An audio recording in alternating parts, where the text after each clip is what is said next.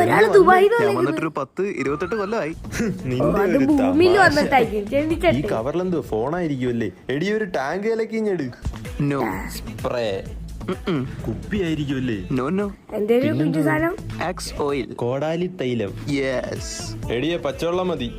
നേരത്തെ ടാങ്ക് ആയിരുന്നില്ല, ഇപ്പൊ അങ്ങനെ പച്ചവെള്ളം. കാണിച്ചുതരാം. ഓ ആ പൊട്ട സാധനം കൊണ്ടു ഒന്നുമില്ല. കിടന്നുറങ്ങുതാ കൊച്ചു പിള്ളേരെ പോലെ. അച്ഛനെ മനസ്സിലായോ? ആരെ? കയ്യിൽ എന്തെങ്കിലും കൊടു. എന്നാലും കൊണ്ട് വ്യക്തമായില്ല. 0 കൂടുതലുള്ള കൊടു. കാശ് കാണായിരിക്കും. നീ മറ്റേ സുകുമാരന്റെ മോനല്ലേ? യെസ്. അല്ല, ഇപ്പൊ സുകുമാരൻ ഇപ്പൊ എവിടാ? കാശിന്റെ അച്ഛനും ഉടനെ പോവും. അതിവന്റെ തലവട്ടം കണ്ടെന്ന് ഞാൻ പോയി. വേണ്ടായിരുന്നു.